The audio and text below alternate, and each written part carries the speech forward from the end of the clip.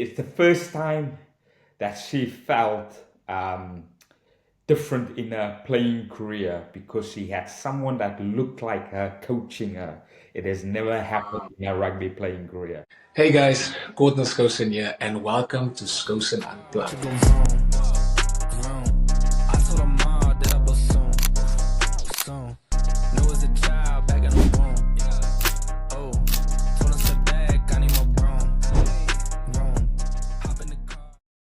What's up, guys? Welcome back to the podcast. Happy 2025 to you and your family. Look, I don't know when is the last day of the year that you're allowed to wish people Happy New Year, but if this is the first time this year that you're joining us and that you're watching an episode, I want to wish you and your family all the best for the year.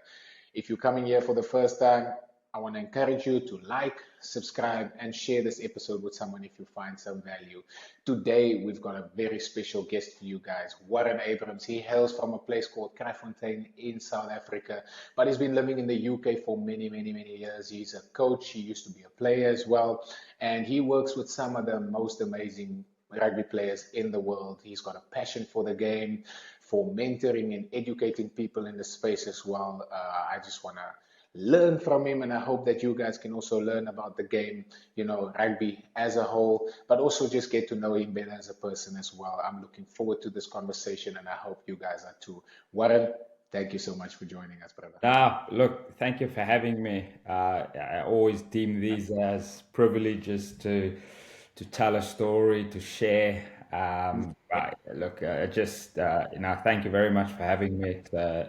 I'm blessed for these opportunities to talk about life. 100%, 100%. No, look, I'm really looking forward to it. I want to start with, I'm going to have to ask you this question, but I'm going to start with that. Don't you miss home? You've been in the UK for so long. South Africa is home to you. I don't know if England has become or UK has become home to you now, but I mean, you were born and bred, in South Africa. Don't you miss home? Yeah, mate, of course you miss home. I was just there recently for my brother's wedding.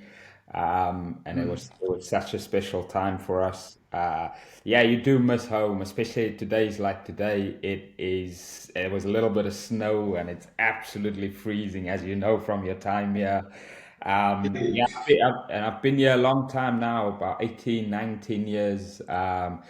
And definitely, yeah, I miss obviously your family's over there. All my family is back home. But then obviously I've got my wife here, I've got my two kids, I've got beautiful family that keeps me grounded over here. And then when I do miss home a lot, I just pop down to the South African shop, get myself some biltong, and and I'm all good again. Awesome, man. That's amazing. That's amazing. Look, what is the temperature there at the moment? Because we've got a belt over there. It's probably about 30 degrees this side. Yeah, that's just rubbing salt into the wounds here.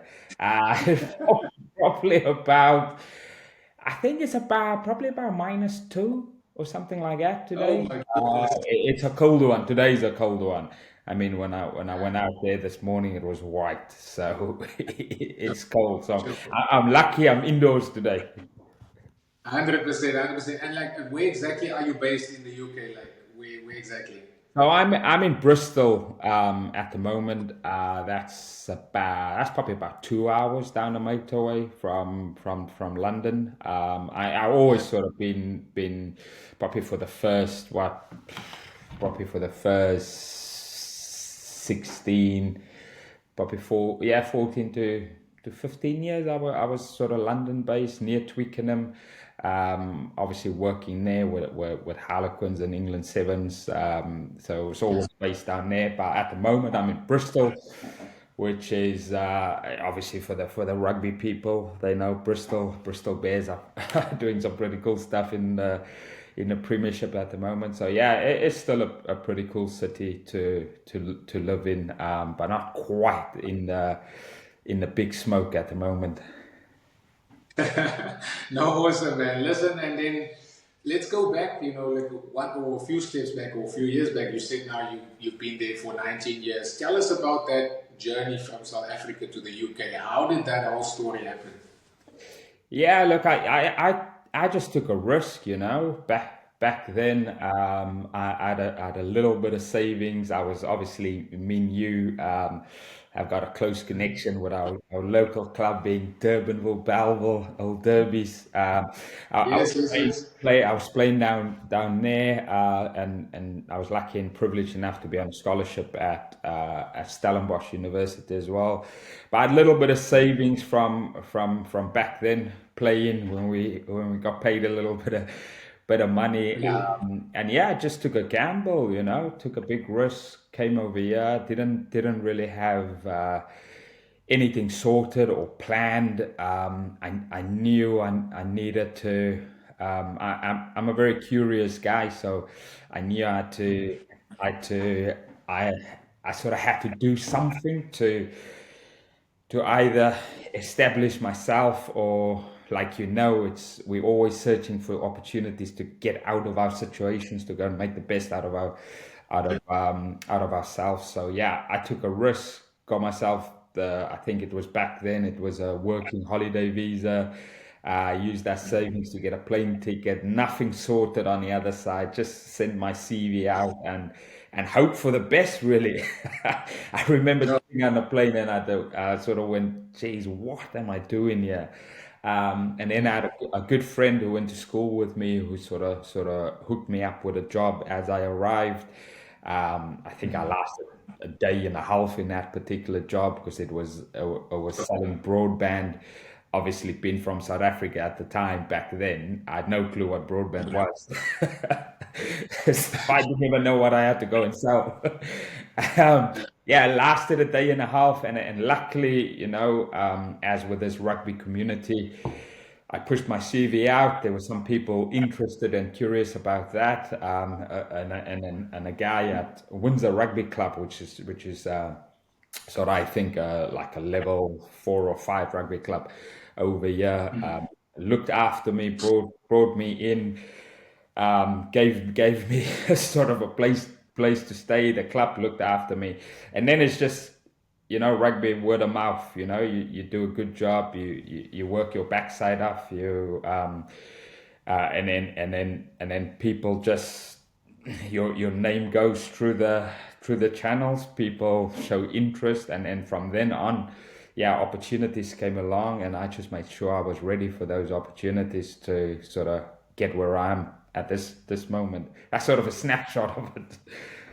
Yes, yo. Look, we'll get into some of the details, but like, so when you went over, did you specifically go over to be a coach, or did you just go over, to say, listen, I just want to see what the UK has for me, I'm looking for opportunities, or was it specifically for coaching?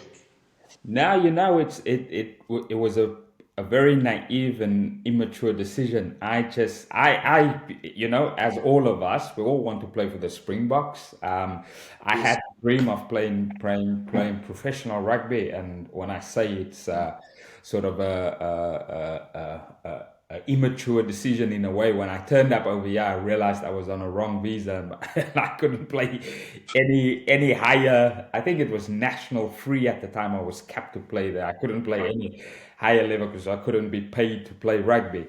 Yes. Um, Yes. so yeah, so it was a sort of I just knew I needed to find a way out.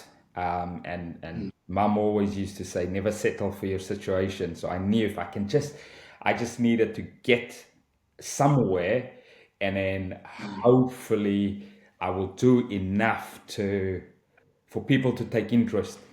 People always pay interest if there's a certain level of value to them. And Yeah. I just knew that I knew I needed to graft, so I was just grafting. So there was no. The initial point was, can I make it as a rugby player over here? That was obviously the sort of the starting point, but where the difference probably between me and you came over here as an experienced player into a premiership club. I came here with nothing in the bag apart from my clothes. Sure, that's interesting, man. Like it's always interesting for me to hear like stories like this because obviously you went out. It takes a lot of faith to do something like that. I mean, you say now that you took your last bit, got your visa and went over there. So it's amazing for me. But then your rugby company is called Rugby Creative, if I'm not mistaken. Yeah, that's it. And I saw in my research and the stuff that I tried to do to prepare for this, I saw an interview that you did, and you talked about like how your style, didn't always suit the coaches. They didn't really know how to like, coach you or to like because you just saw the game differently. Like is is that what you feel like set you apart, especially in that beginning stages, because everyone was maybe so rigid at that time that you were like a breath of fresh air coming into the sport, or coming into the coaching environment. Yeah, probably, and a lot in South Africa. Obviously, in those days we had our challenges, and you could. I'm obviously a little older than you, so my challenges was a little bit different in terms of who can play, where you can play, and then we had the quota system and the challenges around being at a smaller school and not getting properly fair opportunities to do what you want to do, and then also I'm a smaller guy. Obviously, in a smaller guy in South African rugby terms is quite a challenge in itself. So we naturally had to play the game differently, and obviously where we come from as well. I always say we had to find different solutions to the problems that was presented to us, because 90% of those guys was 10 times bigger than us. So you have to play the game completely different, and sort of go against the traditional form of, of what I want you to do.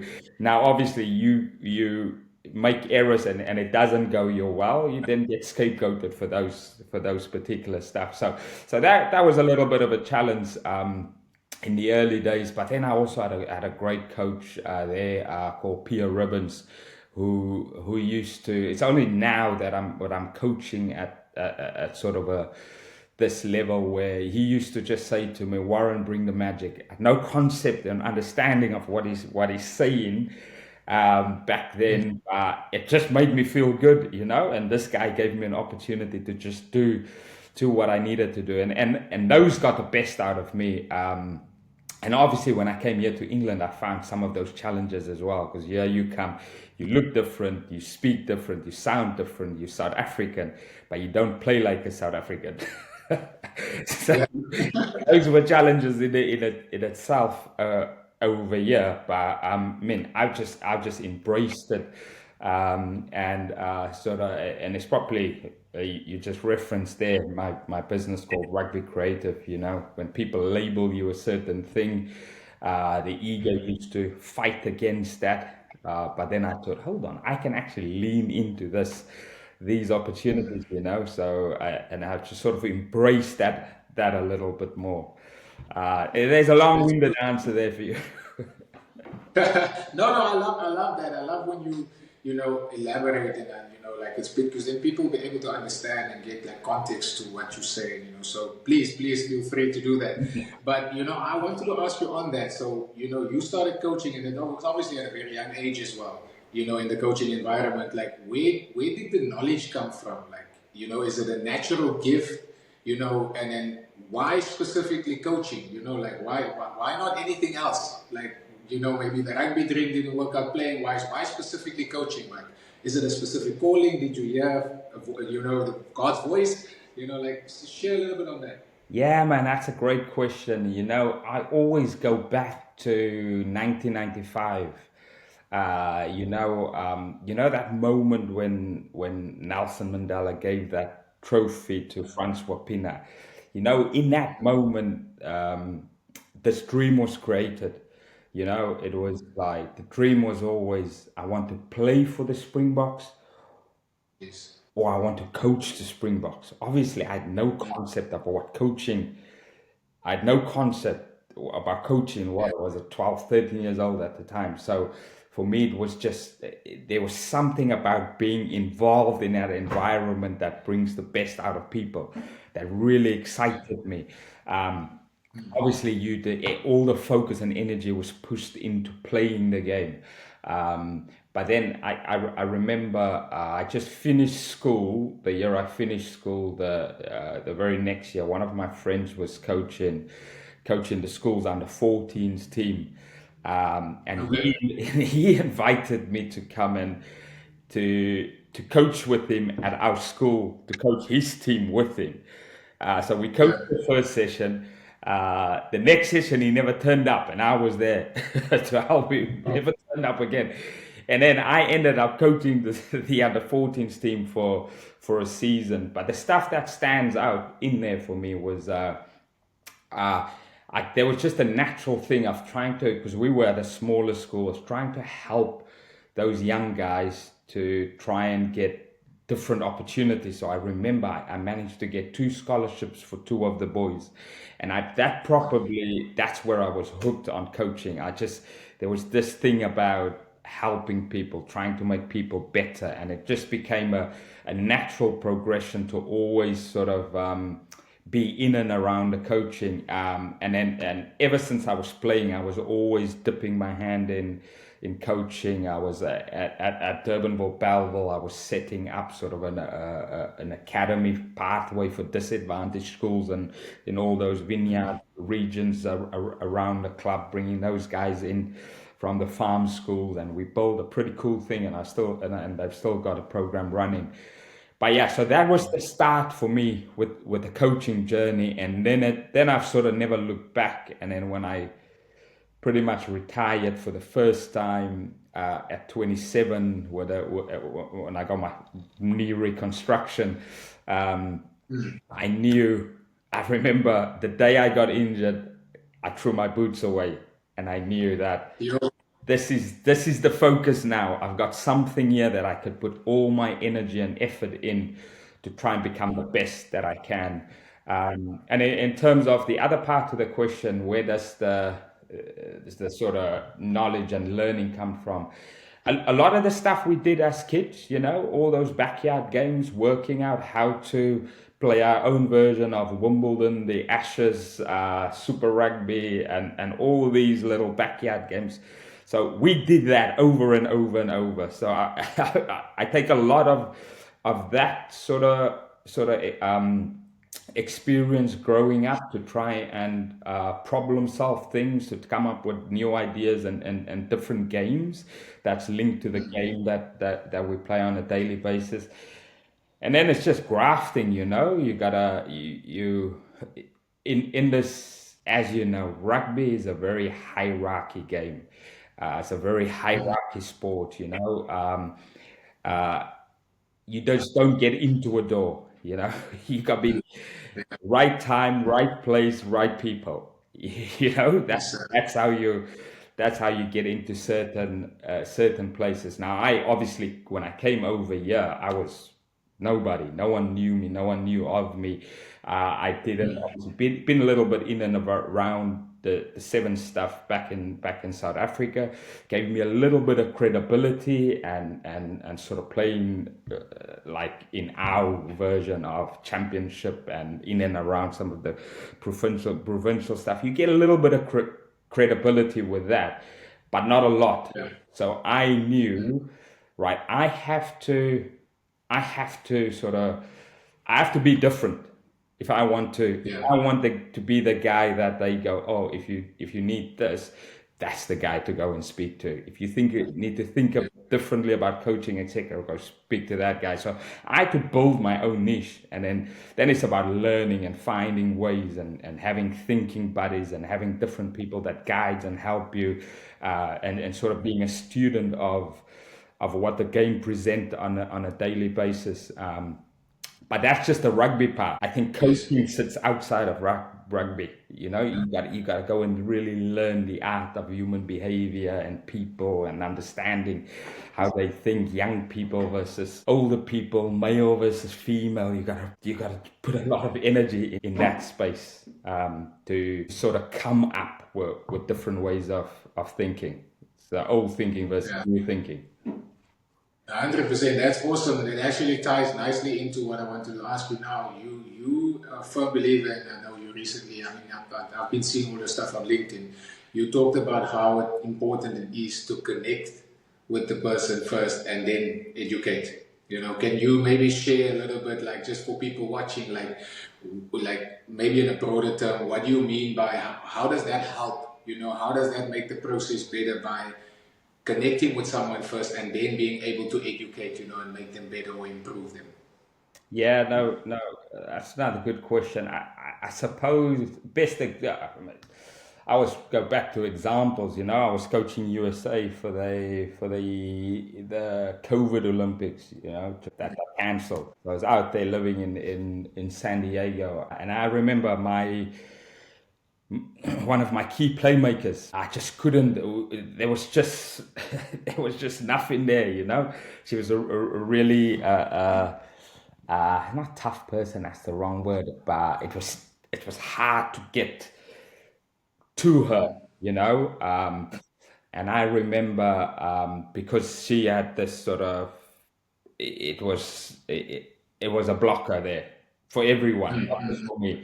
And I sort of sitting there as the attack coach, you know, looking after the attack and go, geez, this is my key playmaker. I need to be able to communicate through her. And if I can get her involved, then obviously things might just accelerate really quickly.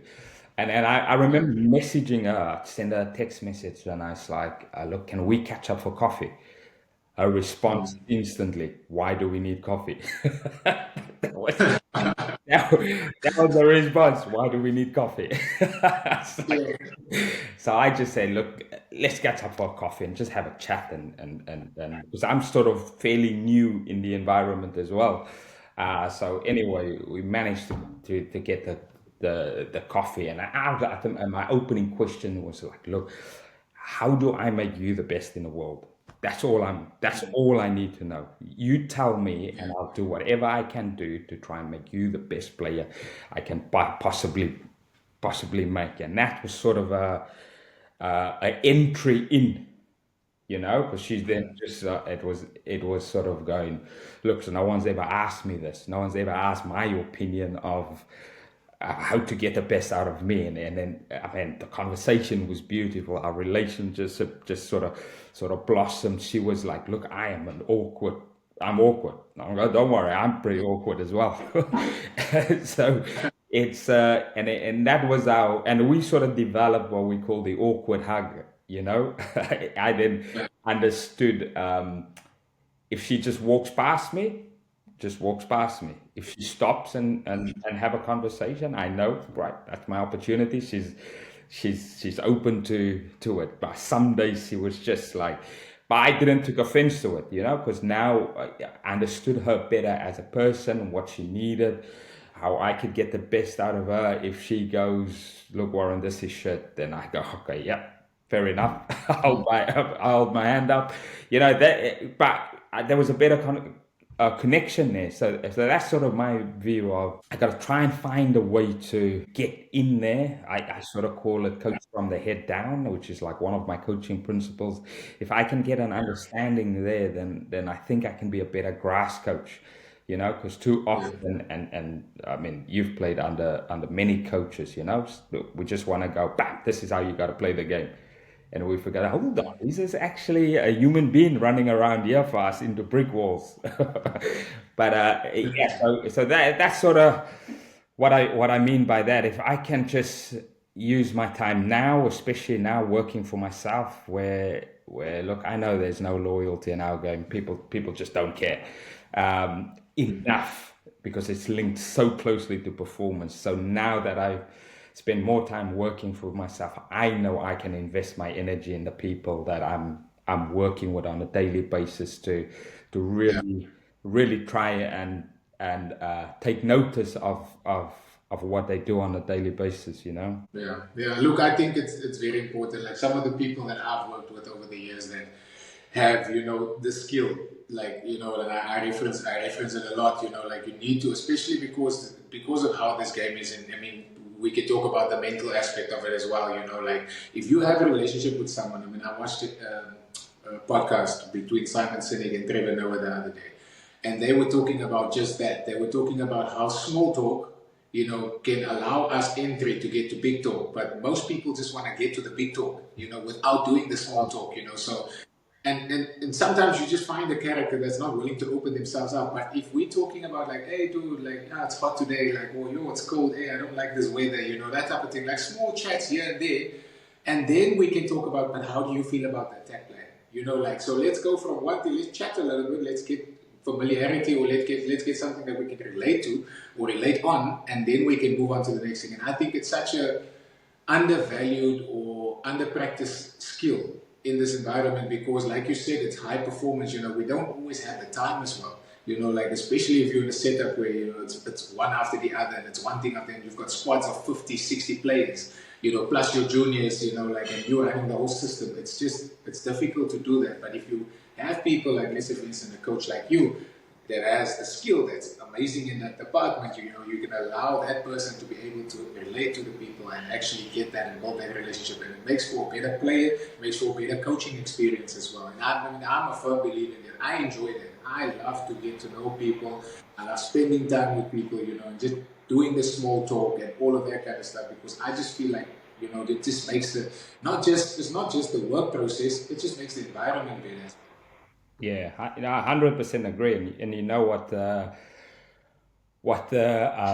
probably the most disappointing thing is, they don't teach us this in coaching. If you talk about a coach system, you don't get this level of training from a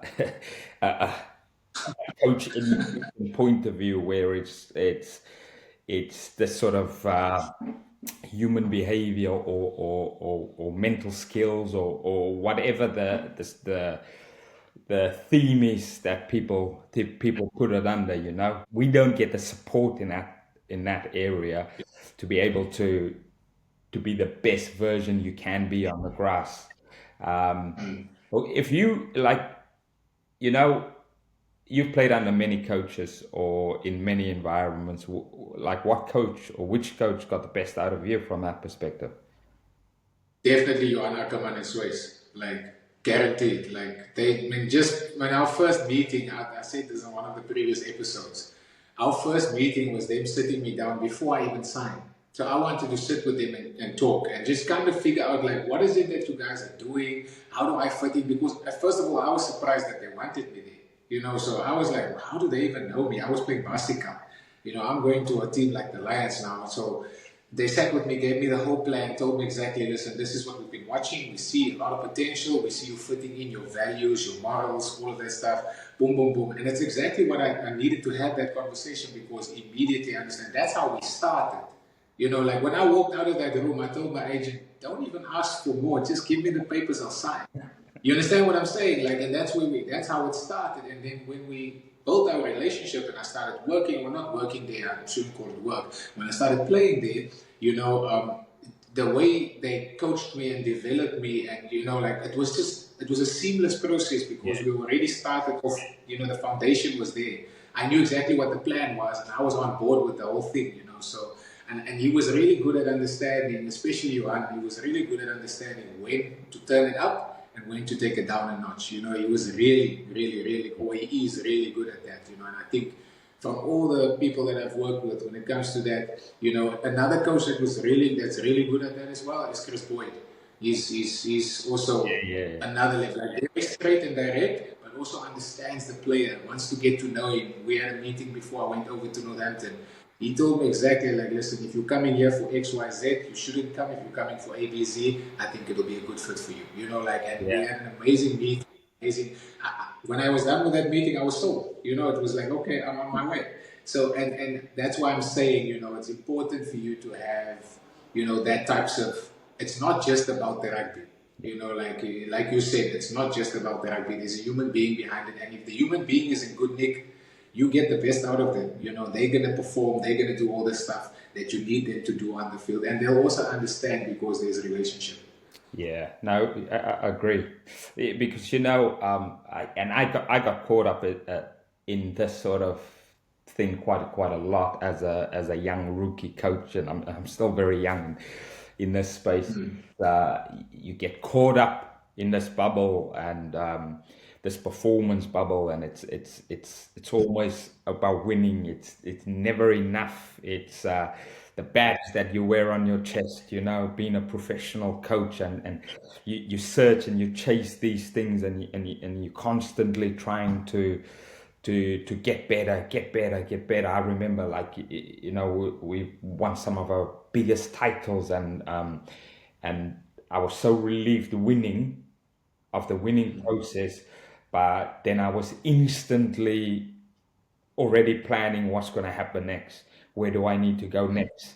You know, so you don't enjoy moments. You don't lean into them because it's so fixated on under pressure. And this is where we sort of uh, miss the connection points, you know, because we just chasing this thing that's taking us everywhere but nowhere, and it affects happiness, Yes. it affects joy, and it affects performance at at the end of it. And then I'm probably now in a space where I'm sort of, yeah, I just love what I do on a daily basis. I just don't see it as a work. As if someone wants me, they want me. If they don't want me, they don't want me.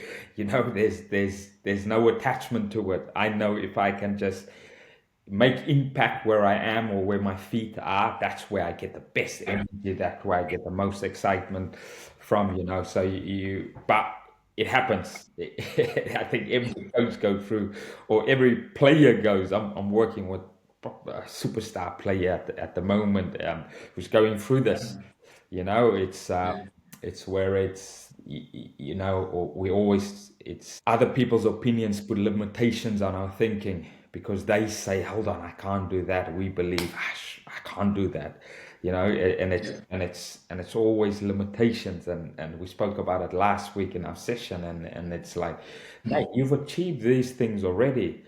You know, rugby is a small part of who you are. You're a highly qualified individual who just graduated from university while still being a professional rugby player. Just signed a 5x, 10x contract in Europe, for instance. You know, so mate, you pretty switched on individual. Lean into the stuff that um that makes you the person that you are, versus going, I've not been picked because they say I can't do X, Y, and Z. Now you believe all these things in your head, you know. Yeah. So um, I was speaking to a guy today who made a point about certain, like, seen the best coaches, the worst coaches, etc. And I'm going, look, every environment will create its own narrative. Sometimes you're the hero, sometimes you're the villain in that environment. Whichever fits their story the best, whichever ever character you fits best in their story, they will run with that story. You know? And then I've been both sides. I've been the best things in sliced bread. I've been the worst things in sliced bread as a coach. But you gotta go internally. Every time it starts, yeah, within ourselves, you know? 100%. I mean, like you were saying now with the players as well, we go through the same things. I think because the coaching and the playing is so connected, you know, like we go through a lot of the similar emotions, similar things. You know, I for a long time did not celebrate any small moments, like, you know, even in my personal life, because everything was always the next thing, Yeah. you know. And I mean, eventually became a Springbok in 2017, you know, get injured in 2018, think, okay, cool, I'll just work my way back. And I didn't know or think that 2017 would be the last time I pull a jersey off my head, you know, a Springbok jersey. And that, just to give perspective on understanding, you know, context to the whole thing that you're talking about, like, you gotta celebrate and enjoy those moments, because you just don't know how long it's gonna last, or how long you are able to do it. You know, like, I've been fortunate to play 15 years, I'm still playing, you know, like, so I gotta enjoy, like, you don't be a 19-year-old and be so focused on all of that by the time you get to 35, you're like, you know, like, now you want to enjoy it. Now you want to, you know, live those moments, like, enjoy, stay in the moment, be present. And that's one thing that I said, you know, in 2025 is one thing that I really want to, like, especially personal life as well, because, you know, everything is so connected to the rugby. you know, that when you go through challenging times, everything is a challenge, you know, but it shouldn't be like that. You know, that's one part of your life that's a challenge at the moment. There's so many other blessings, you know, that you can celebrate and that you can enjoy. So, yeah, just like to touch on that, like, you know, I think it's very important to be in that space where you allow yourself, you know, to enjoy, you know, all aspects of your life, not just, you know, like you were saying now, guys highly qualified, all of that stuff, but you listen to one thing, you know, and it's easy because it happens like that, you know, because we value the opinion. You value that because you value that position. You want to be in that Yeah. position, but look at where you are, you know, like look at where you are and what you can provide and how much value you can have, you know, and just be, you know, content with that. And then the rest of it, I always say this thing, you know, gratitude leads to increase. The more you're grateful for things, the more God will add things for you to be grateful for, you know. So that's kind of like how I try and think about it when I think of stuff like that. No, it's yeah, look, you spot on there, and 2024 was my year. My goal was to be highly skilled in happiness, because I think Mm. happiness is a skill, you know. And Yes. that was my in my journal. That was my number one goal. How can I become uh, happier person, happier coach will get the best out of me, because we all have a choice to be happy, you know. Or happiness is a choice. We say it's Yeah. never the it's never the moment that causes the or the experience that causes the sort of pain or the perception of what's going on. It's always our perception of how we perceive that experience, you know. And that's for me, is I've spent a lot of time in really refining that skill, and I want to take that to the next level this year, and spending more time, you know, spending more time journaling, spending more time meditating, working on myself, working on my own mindset to be a more rounded individual. Because you know, like you say, it's rugby is only a small part to who we are as people, you know, and we sometimes make it everything. I remember I was at one of my highest paid coaching roles, most unhappy I've ever been. As a person, I've never been so unhappy in my life, and I'm there. I'm going. It's just a good Too example hurtful. of, of Yeah. you know, you're making this money, but you're not happy, because your coach, you always wanted to be an international coach, but I'm not a happy person in my own day-to-day life, and it affects everything, because you know the constraints of that performance have over your head, and then the goalposts change, the contract changed, the job's no more there. You know, you go, what now? Jeez, I've invested all my energy and time into this, and then so those type of stuff bring you back down to earth, you know, and you got to think about, geez, like really.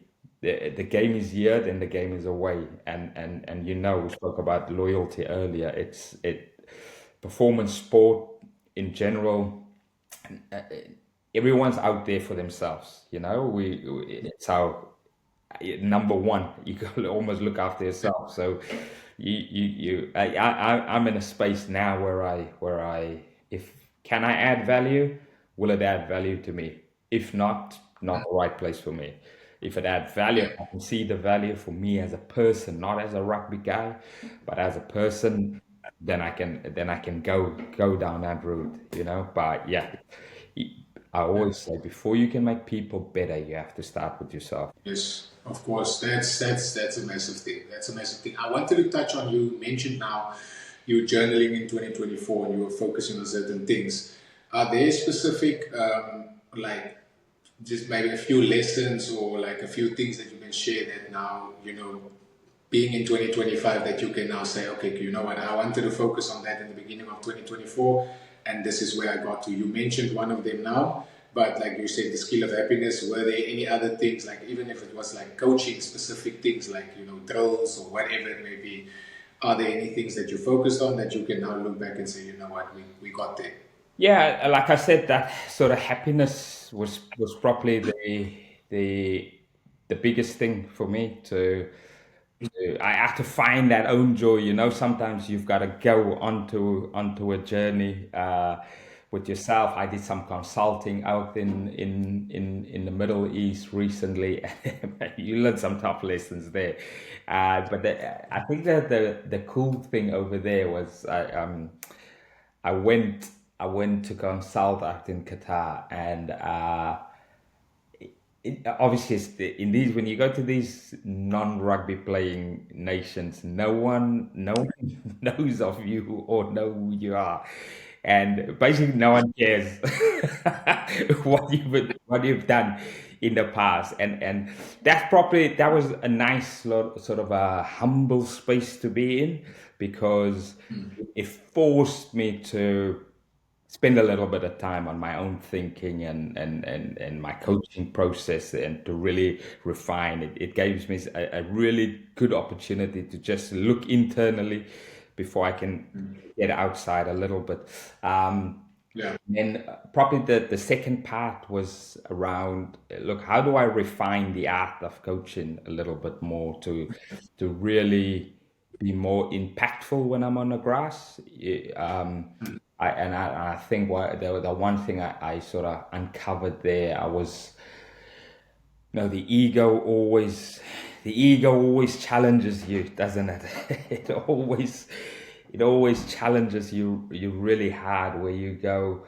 I probably still fall into that trap of, I needed to be involved with an international team or a premiership team, or I needed to be there to show Yeah. show to show my level, because how can these people get the jobs above me, type of thing. So I probably pushed a little bit to that, where you go to a point where it's like, all right, I don't need to um, to do this for other people. This is not why I, this is not why I coach. I coach to make people better, and I always coach through my why. So it's taken me back to, look, why do I love coaching? Right back to our at the start, and it's always about, how do I make people better? How can I inspire? How can I take what I've learned to the next level? So I've probably leaned more into that area, and like you say, when you spend time in that, gratitude naturally happen, and then that's where opportunities come and find you.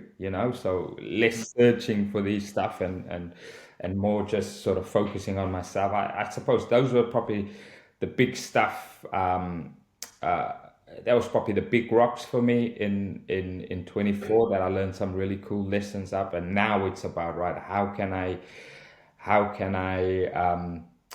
for example, with my one-to-one skill development stuff and coaching a variety of boys and girls, top of their game, to this academy level where they aspire to be professional rugby players. I always did that as a side hustle. That was always my side hustle. And then I've probably recently gone, hold on, I'm actually pretty good at this.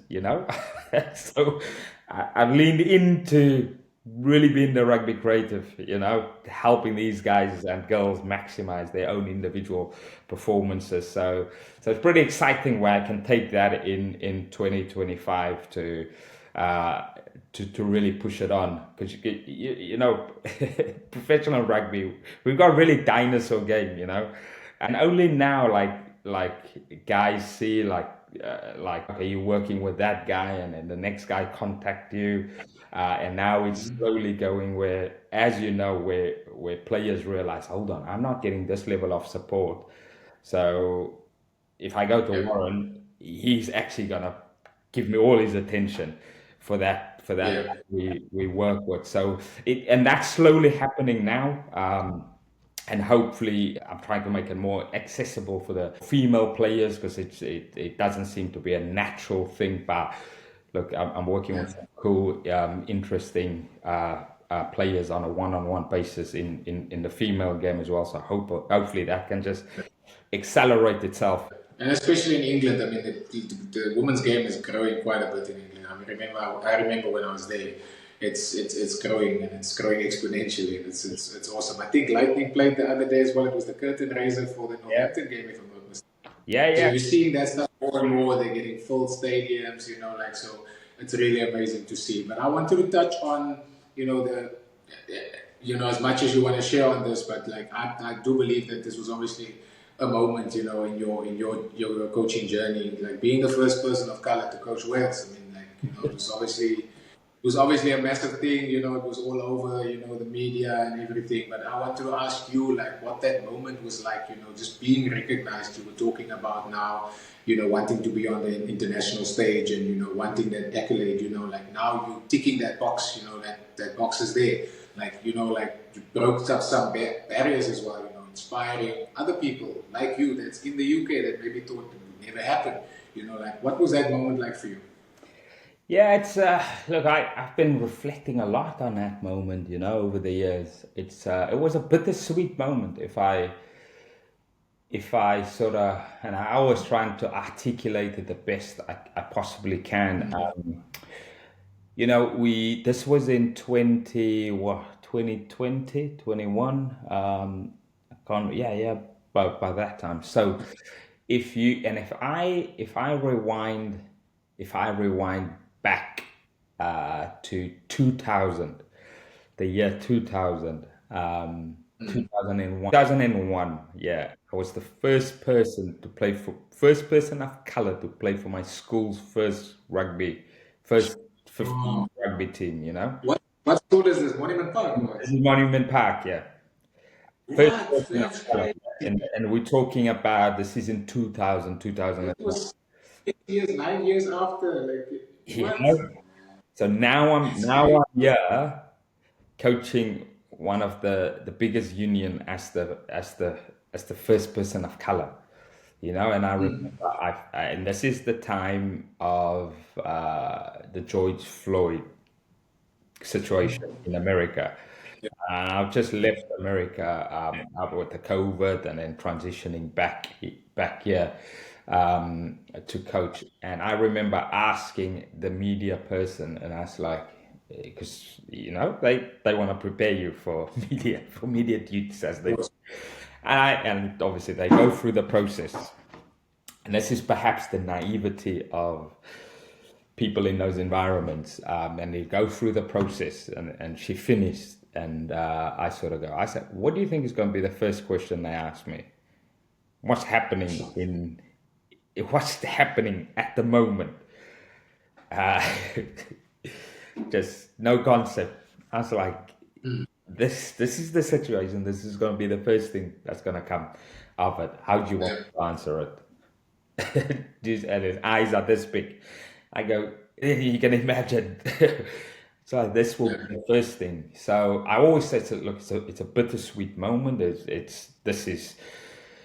This for where we come from. It is bittersweet because we've made so much progress. Now I'm in a situation where it's so far down the line. Yeah, I'm a first in a national governing body, and I probably say the experience that it gave me at the time is probably the first time I felt like a black coach in in Sure. in the northern hemisphere. So that in context, that probably gives you a lot of without going too much detail, but it gives you a lot of it probably gives you a lot of answers and questions about the experience itself. But it's the first time that's how I felt during that time coaching that particular team. But that's why I always sort of go. It's a bittersweet moment for me because it's such a significant one for people that looks like us to see.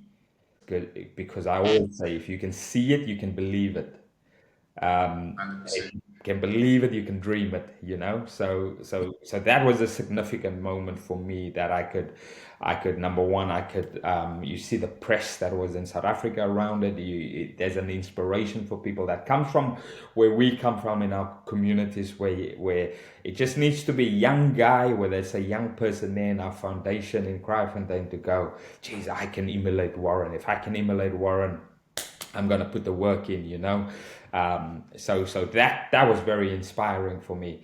But it properly takes me back to that moment always takes me back to a letter that one of the USA girls wrote me.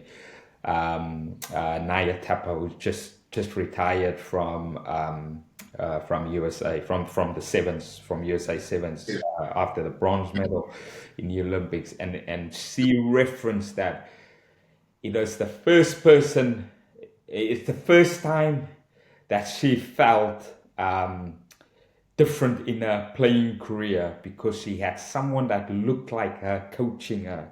It has never happened in her rugby playing career at the time. Sure. And then those that always Oh, that goosebumps. I might use when I got that message, my like the goosebumps were all over me when I go, geez, I've coached That's crazy.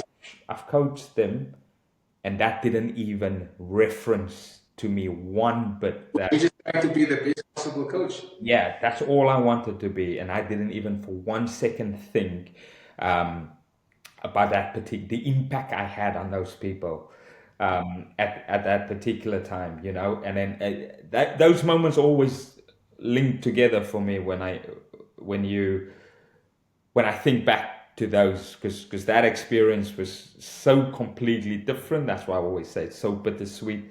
But then you go back to that moment where you go, someone giving you that level of feedback, and you go, wow, I didn't even recognize I was a black coach at the time. I just wanted to be the best coach.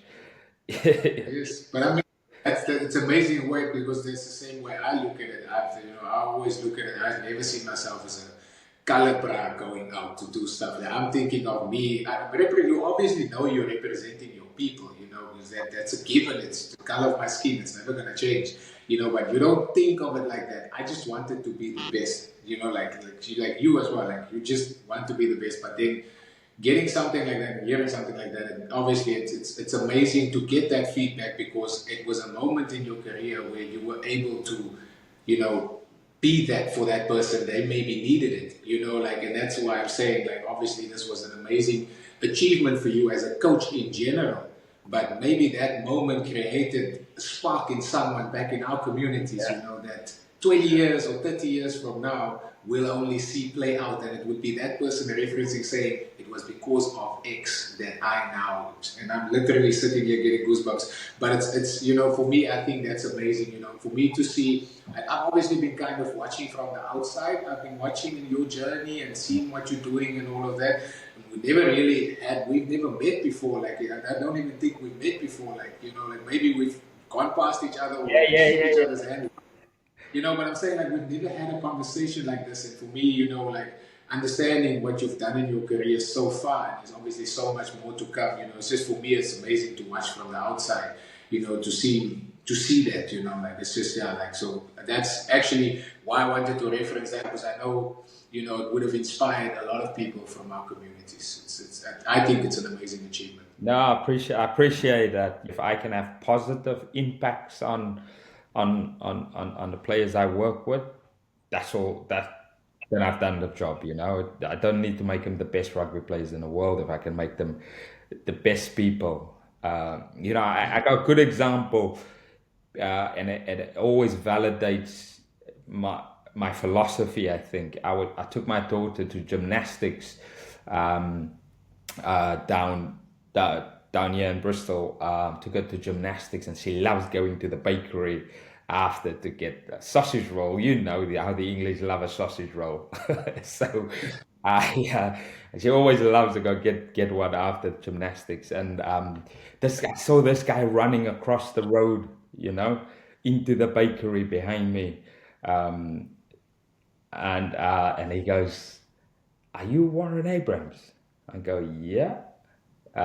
It's like he used to coach me as an academy player, and I remember this and that, and I was like, "Geez!" So that is validation because now he didn't turn the road when he saw me. If he went to the other side when he saw me, then I've done a pretty bad job, Yeah, But for of him course. to cross the road and come and find me and say hello, there's been an impact. So it always gives me like validation for for me as a coach. No, that's awesome, man. That's amazing. So I want to obviously change the tone a little bit now, kind of like, more outside. Like we'll still come back to like some advice and tips, but what does Coach Warren get up to outside of rugby, outside of coaching? Like what are your hobbies? Do you have any business ventures that you focused on outside? Like what do you do when you're not involved with rugby? Yeah, that cool question. That's something I try to work hard. I obviously love reading. Have you heard of this guy? Yeah, Gary V. Oh, nice. Big fan. I'm a big fan, by the Yeah, way. love reading. Love to try and sort of work out different. I'm sort of spending a lot of time skilling me as an entrepreneur versus a rugby coach. So that's an area that I love spending time. I am in what I call the 4 a.m. club. I'm trying to be there in the gym, up at 4 in the gym by 3:30. That's my happy place. so that's the thing I love doing. I'm a creature of habit. Annoys my wife a lot, but a creature of habit. So yeah, and then time with the family. I actually wrote in my journal this morning, just like being grateful for those moments with them every day. That sets me up. If I can just hang with the three of them on a daily basis, I'm the happiest man in the world. I don't need anything else. But yeah, that's the stuff that takes me away from the game, I suppose. And then, I wanted to ask you, and I think this is obviously a very important question, like, what do you think, advice for players and coaches, but in the sense of what would you say from your experience, what is a big void when it comes to player development? A big void in player development. That's a great question. That's a very deep question. We can do another podcast. That's why I said this is going to be like, I want to keep the meat for the end, Big thing for me is one size doesn't fit all. One glove doesn't fit everyone. I think the biggest void for me there is we always want to treat everyone the same. We got to individualize it. That's the big thing. If we can individualize the process and sort of understand that people develop at different rates. I mean, you're a good example of that. You were Springbok in 27, and you were. I watched you. Where was this? Must have been like 2020. When did you play at Derby's under 20? That was 2010. Yeah, I remember watching you there, and then I remember the guy said, you gotta watch this kid. And then about 3-4 weeks later, you're playing Karika Rugby or something like that, because that was just accelerated quickly, So everyone's journey is completely different. So I think that's really important. If we can avoid sort of treating everyone as a one fixed thing, that I think that could be a big impact. And then just probably the other thing is just new thinking. Russia is giving us so much ideas there in South Africa. New thinking. Don't copy and paste. Just be curious. The more curious we can be in those pathways, then we can bring guys through earlier. Probably find few more Colbys and Aronses there in the community. 100%. Look, that's amazing. For me, like I've been in the game for quite a while, and I think, when players face something like trauma, like a big injury, loss in the family, we get taught that, we tough and we just need to move on, and it's the next game, and you just change, the game will take it away, that pain away and all of that kind of stuff. And like for me, it was also like, I lost my father in 2019, but I've seen some guys go through some tough times, and I think for me personally, from what I've seen, the club at the time when I lost my father, they were amazing. They gave me some time off to mourn. We had a psychologist or like a counselor guy that was working at the union at the time, and I sat down with him and I could get some things off my chest, you know, like then, and I could learn some things that I could use as coping mechanisms, you know, for me to be able to process and still stay in that high performance state while also dealing, you know, so almost, I wouldn't say compartmentalize, but also understanding that, listen, you still have the job to do, but you're also a human being that's facing some difficult times and, you know, some hectic things that just happened, you know. So I wanted to ask you on that, like, are there any words of encouragement, you know, for someone, for that space specifically, you know, or someone that might be in a situation like that, from a coach's perspective? Yeah, I think we can probably put it together for players and coaches. You know, probably one of our biggest challenges in our culture, in the colored race in South Africa, we don't talk, we don't speak about. We almost like we've been brought up to just move on, don't worry about it, just it will look after itself. Don't, like even in my own family as well, I like even on the family group, I have to really hammer people on their communication, because we're so used to not sit, and this is probably something I learned from my wife. She wants to sit and she wants to discuss that point. Come on. You know what? And I think we need to be better at having conversations. You know, speaking to people. Find a thinking buddy. You know, if you can't speak to the people around you, find a thinking buddy that you trust, and you can vent and you can share ideas. I think that's how, for especially for people that look like us, we gotta talk and not. I think we're quite good at uh, at finding people that will go on a journey with you in your victor mindset. You got someone who's gonna challenge you and go, right, mate, what's the solution? What's the problem? But also that creates a safe space for you to express how you feel, you know, and that's something I had to learn, and I'm not very good at that, because we hold stuff in, don't we? We find it really hard to articulate our feelings, and it's probably gone down to history where we fit it into the puzzle. You know, we always have to blend it everywhere to make sure we can just survive. You know, we're always looking for that surviving mechanism. So yeah, the big thing for me is find a thinking buddy, whether it's like you say, you had a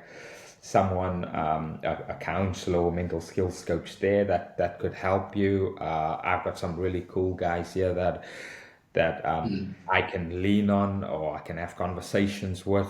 So obviously, my wife is a good person to help me out and keep me grounded and keep me out. So cool thing is she doesn't know anything about rugby, so she keeps firmly on the ground, because she might just say, that's actually shit.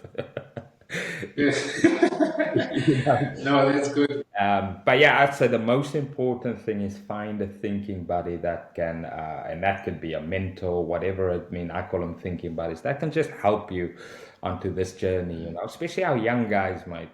They just need. I've seen so many guys through my career and still now, like they finish professional rugby, but they've got nothing. You know, they've not enough money. They're working rubbish jobs now because they've not looked after themselves, or they've been in and out.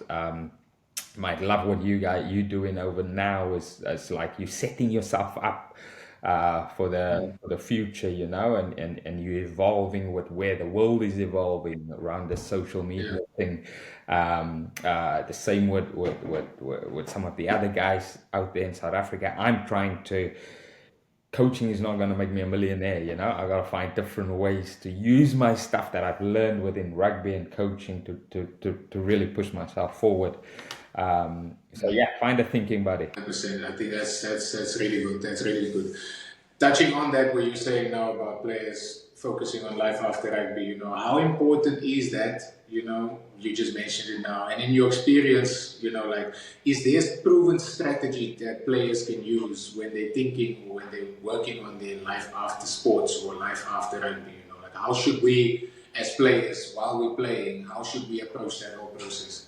Yeah, this is a cool conversation. I love this because I actually had this conversation the other day with one of my players. Is, man, we live in a social media world. You know, it is attention.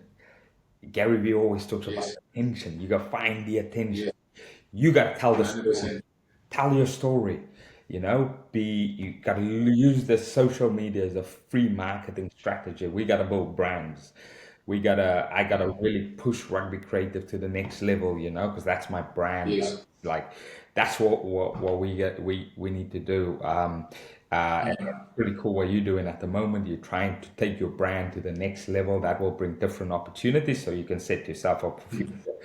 I say to guys that's playing the game now and it's earning decent salary is tell the story, inspire the people that follows you, yeah, and be you got to be present with where things are going, because I tell you what, this game has got a short lifespan. You know, it is sure. you either in or you're out. You stay in for a little bit, then you're out. You know, you gotta maximize that as much as you can. Obviously, maximize the network. Like strategies I had with the academy players in my days, and academic time as an academy coach was network. Everywhere you go, you get a business card.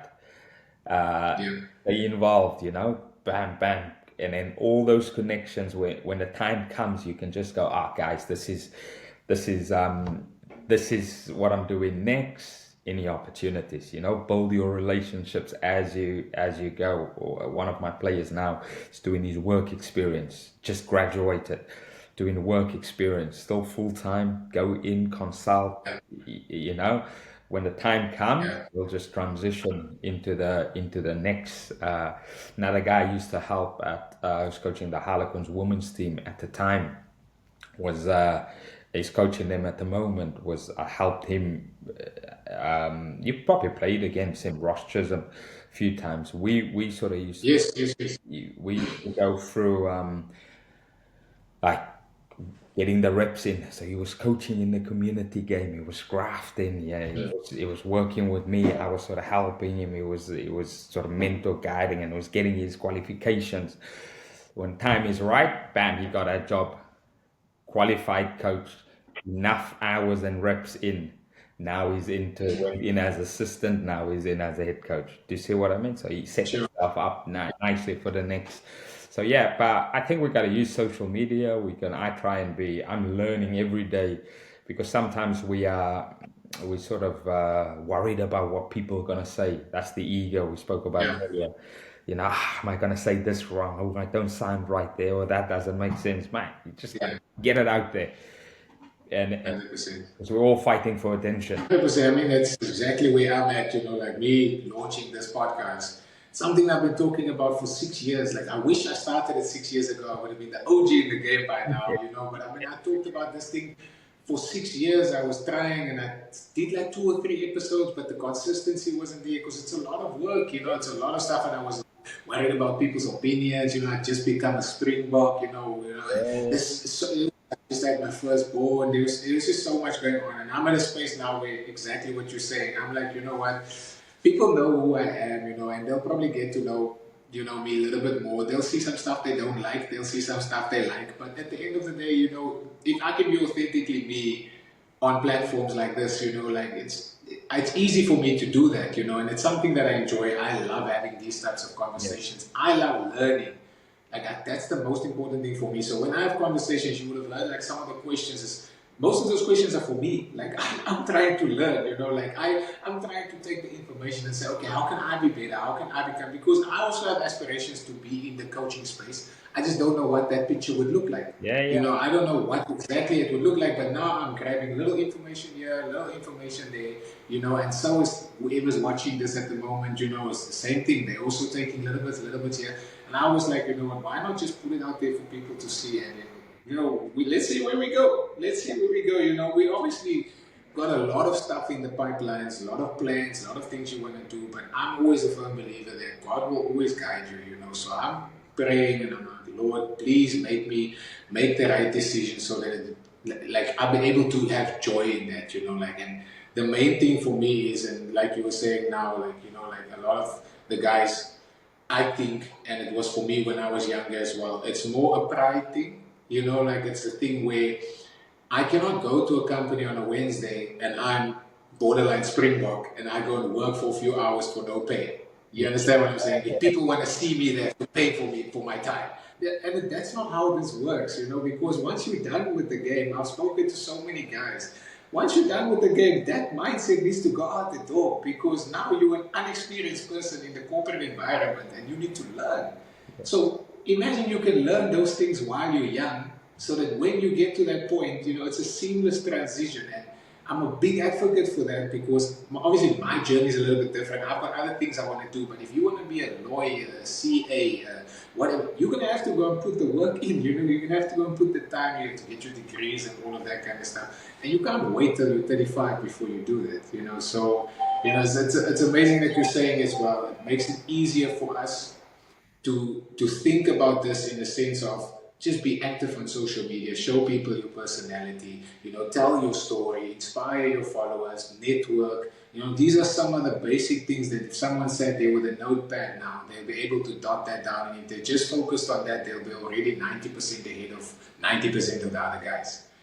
So, that's just my little 5 cents on that. Nah, mate, that's cool because you have to, you have to set yourself up. Otherwise, it's just the number of boys who go, when I finish rugby, I'm gonna do this.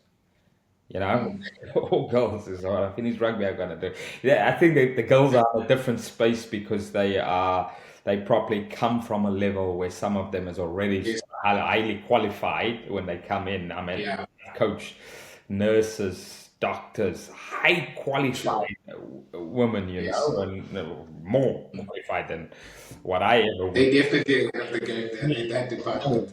And they play rugby as a part-time, so they've probably got an advantage than a lot of male players. Were always the case. Look, I gonna do it when I finish playing. Then I'm gonna go to university, and I was lucky from that point of view.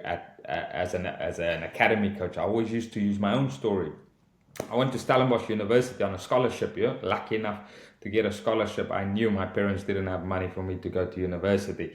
That's why I had derbies at under 20 level and go, right, I've got a season here to put all my eggs in one basket and play myself a scholarship, play for a scholarship. And I was lucky to get one at Stellenbosch at the time. But mate, I was there, big scholarship, few games in with Marty's first team, did sevens and all that, went to Rome, bam, popped my groin, out for 18 months. Gio Aplon comes, takes my spot, I'm out. Become a superstar. So I still to this day, whenever I see him, I was like, remember, I'm the guy who gave you that. You made room for him. But yeah, I was out, mate. Luckily, if I didn't have that scholarship, geez, I've never had that education behind me. So I always use that. I was like, mate, this is in and out. This game don't last. Get the stuff done, and then push the boys to get those qualifications early. I've got a few quick fire questions that I just wanted to ask you, get your answer on that, and then I'm going to say thank you so much for your time. Okay, so the first one is tea or coffee? Oh, I love a coffee, mate. Jeez, I think I'm obsessed with it. Same here. Morning person or night owl? Oh, I'm a morning guy, mate. Like I said, 4 a.m. club. My missus hates it. Yes. I don't know if I can do 4 a.m., but I'm a morning person as well. Favorite holiday destination? I have to say Turkey, mate. Love just laying on the beach in the sunshine and working on my tan, Lovely. I haven't been there yet. Pizza or burgers? Tough one. I'll go for a burger. I'll go for a burger. I need the protein. What's your guilty pleasure?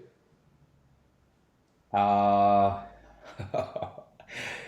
Lindt chocolate. You know those red ones? Oh my goodness.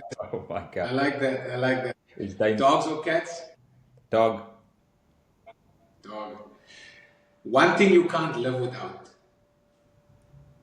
My wife. I have to say my wife. Lovely. That's a very good answer. Very good answer. I hope she's watching. What's your favorite song right now? Favorite song? Ooh, that's a good question. I gotta think now hard about that. Lewis Capaldi. I don't know the song now. I was just saying to my wife the other day, oh, I like this. I like this one. Lewis Capaldi. Lewis Capaldi, yeah. One of his songs. I We'll, can't we'll, remember which one. we'll find it. No, we'll find it. We'll find it. Don't worry. If you could have any superpower, what would it be? Superpower, if I can have any superpower. Probably be invisible so I can go places and steal all the knowledge while no one knows I'm there. Love that. I love that. And then the last one would be sevens or 15s. Mate, why are you doing this? No, you've got a lot of experience in both departments. That's what I'm asking. I'll go sevens. I'll go sevens. Sevens excite me. Sevens excites me. Yeah. No, that's awesome, man. Warren, I want to say thank you so much for making yourself available for this. I think there's a wealth of knowledge, wealth of wisdom that, you've been able to share with not just me, but, everyone watching. And I hope that whoever's watching, that they will be inspired by it.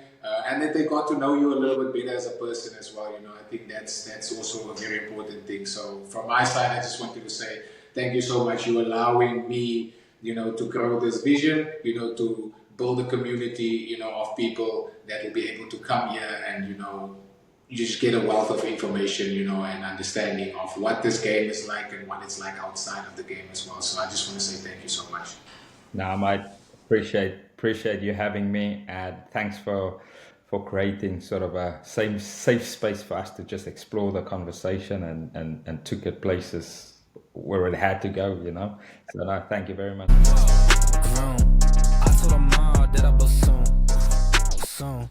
Know it's a